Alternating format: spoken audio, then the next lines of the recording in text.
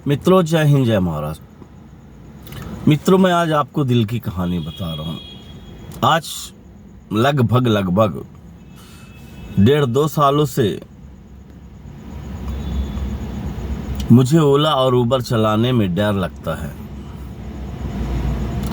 डर इसलिए नहीं लगता है कि फेयर कम है, फेयर तो मजबूरी कम है ही है, पर डर इसलिए भी लगता है कि कौन सा कस्टमर बुक करके और किधर लेके जाएगा, हम लौट के आएंगे या नहीं आएंगे, इस चीज़ का भी डर लगता है। मेरे मित्रों, पिछले कुछ दिनों से आपने मेरे साथियों की हालत देखी होगी।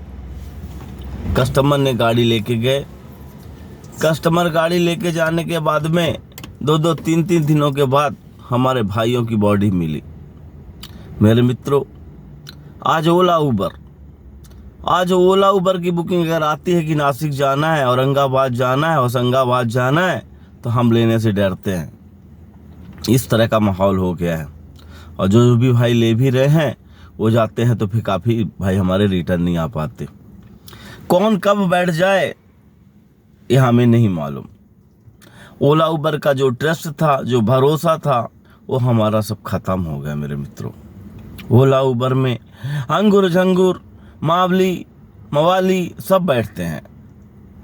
ओला उबर में आज के डेट में कोई साफ सुथरा व्यक्ति नहीं बैठता। मित्रों, ओला उबर में स्मगलर बैठते हैं, जो स्मगलर का काम करते हैं, जो चरस बेचते हैं, अफीम बेचते हैं, सोने की बिस्किट बेचते हैं, वैसे लोग इस्तेमाल करते हैं। अपनी गाड़ी इस्तेमाल नहीं करते हैं। मैं सभी मित्रों से बताना चाहता हूँ, सरकार से भी आग्रह करना चाहता हूँ कि अगर ओला की गाड़ी आपको दिखती है तो उसका अकाउंट से लेकर के हर चीज़ आप चेक करिए। ज़्यादातर आपको स्मगलर मिलेंगे, 2 नंबर के लोग मिलेंगे। ओला उबर पहले जैसे नहीं रह गया है। ओला उबर के अंदर हकीकत में अगर आपको रात में चेक किया जाए या दिन में चेक किया जाए तो आपको 10% लोग स्मगलर मिलेंगे, जिनका काम चरस बेचने का है, जिनका काम ओला इसीलिए बनाया गया है गुंडे और मवाली चरसियों को बैठाने के लिए। पहले लोग अपनी गाड़ियां बुक करते थे, अब अपनी गाड़ियां नहीं बुक करते, अपनी गाड़ियां नहीं निकालते। अब वो ओला की गाड़ियां इस्तेमाल करते हैं चरस, गांजा, अफीम बेचने के लिए। उनका कोई आइडेंटिटी नहीं होता है। ओला उनका कोई आइडेंटिटी नहीं रखता है। वो लोग कैश भी नहीं देखते हैं, वो लोग ऑनलाइन भी नहीं देते हैं। वो लोग पैसा उनका कोई और आदमी देता है। वो ऐसे व्यक्ति हैं जो मोबाइल भी लेके नहीं चलते हैं, लेकिन 2 नंबर का काम करते हैं। मैं सभी मित्रों से निवेदन करता हूँ, अगर आपको थोड़ा भी ट्रस्ट होता है कि ये 2 नंबर का व्यक्ति है, उसको अवश्य पकड़ा दें आप, क्योंकि वो जो 2 नंबर का व्यक्ति है वो आपके लिए घातक है, वो देश के लिए घातक है। आपको मालूम है, मुझे जो 2 नंबर का व्यक्ति होता है वो 500 रुपये ज़्यादा देता है, वेटर को भी 500 रुपये देता है, होटल में जाते ही 500 रुपये दे देता है। मित्रों, ड्राइवर को भी उतरने के टाइम 500 रुपये दे देता है। लेकिन आपको ये नहीं मालूम कि इसका 500 रुपये हमारे देश के लिए घातक है, हमारे लिए घातक है। लेकिन मैं सरकार को भी कहना चाहता हूँ कि ये 500 रुपये हम इसलिए लेते हैं, हमारी मजबूरियाँ हैं।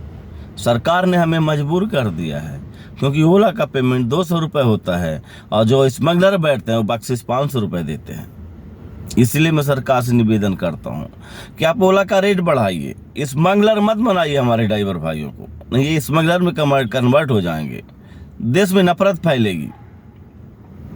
जब पेट नहीं भरेगा तो स्मगलिंग का काम करेंगे, वो स्मगलर के साथ में जुड़ जाएंगे। ऐसी स्थिति मत आने दे। सरकार से मेरा निवेदन है, इनको पूरा रेट मिलना चाहिए। सरकार मजबूर ना करे, स्मगलर बनाने का कार्य ना करे ड्राइवर भाइयों को। मुझे मालूम है कि मुंबई के अंदर 30% 20% लोग स्मगलर घूम रहे हैं, जो स्मगलर का काम करते हैं, जिनके पास कोई मोबाइल नहीं होता है, पैसा कोई और पे करता है, होटल में आते हैं, रहते हैं, वो स्मगलर होते हैं। मैं आप सभी से निवेदन करना चाहता हूँ, मेरे साथ एक घटना घट चुकी है। स्मगलर जो होता है वो 10-25-50 रुपए ट्रिप दे के जाता है।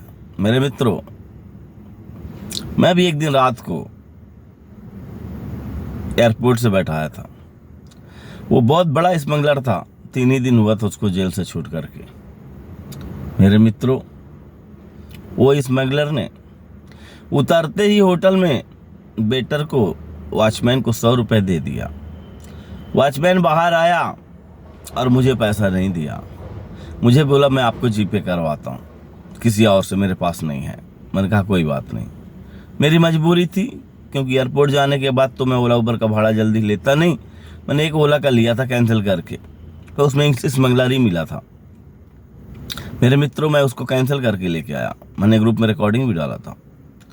कैंसिल करके लेके आया था उसे स्मगलर को, और उसने बोला मैं आज ही जेल से छूट के आया है। मैं बोला इसमें ज़्यादातर ओला में स्मगलर ही यूज करते हैं रात को।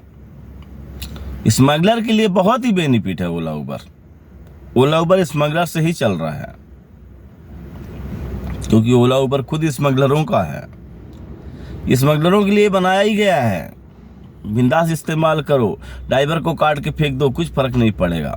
सरकार की कोई सुनवाई सरकार नहीं करती है, कोई जिम्मेदारी नहीं है। लेकिन अगर ड्राइवर अगर कुछ कर दिया कस्टमर को, तो उसकी जिम्मेदारी है। ड्राइवर को अगर 1 रुपये फेयर कम मिल गया, 100 रुपये कम मिल गया, तो कुछ फर्क नहीं पड़ता है।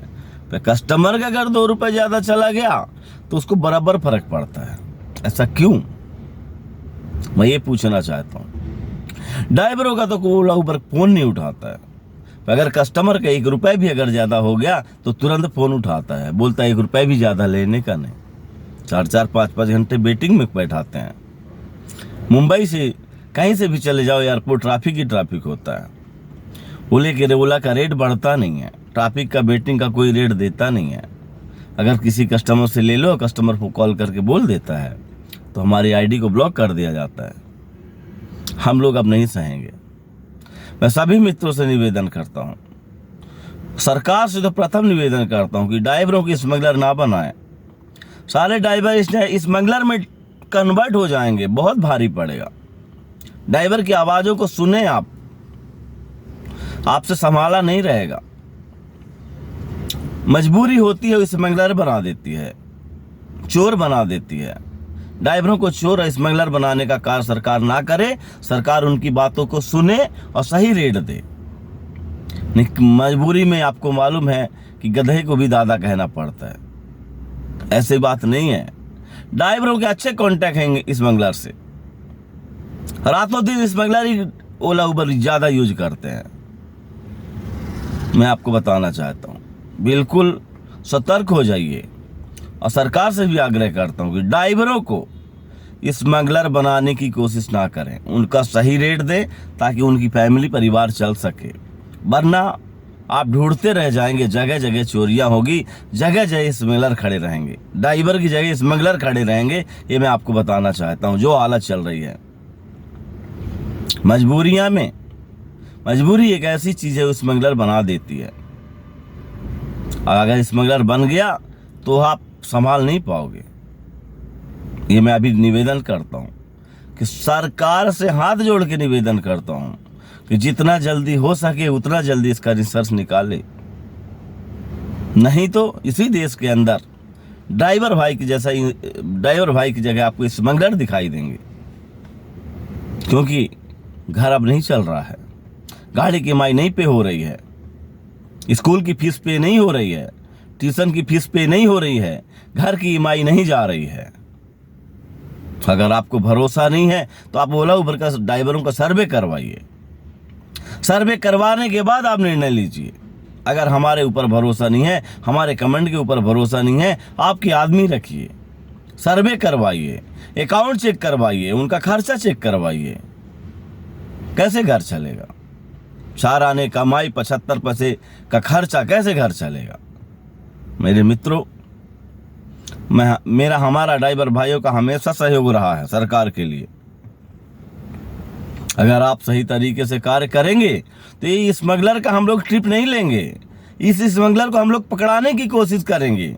देश के लिए स्मगलर घातक है, लेकिन सरकार मजबूर कर दिया है कि आप स्मगलर का टिप लो। कोई 100 रुपए देता है, कोई 50 रुपए दे के चला जाता है। मुझे मालूम है इनका 2 नंबर का काम है। जो 2 नंबर के लोग होते हैं वो हमेशा ज़्यादा से ज़्यादा टिप देने की कोशिश करते हैं। सभी ड्राइवर भाइयों से निवेदन करता हूँ कि जो ज़्यादा टिप देता है तो आप ये समझ जाओ कि कुछ ना कुछ काला है, कुछ ना कुछ अवश्य काला है। आपको ध्यान रखना है। जय हिंद, जय महाराष्ट्र। ध्यान रखें, सरकार आपका ध्यान नहीं रखेगी, आपको ध्यान रखना है। इस स्मगलरों से बचें आप लोग।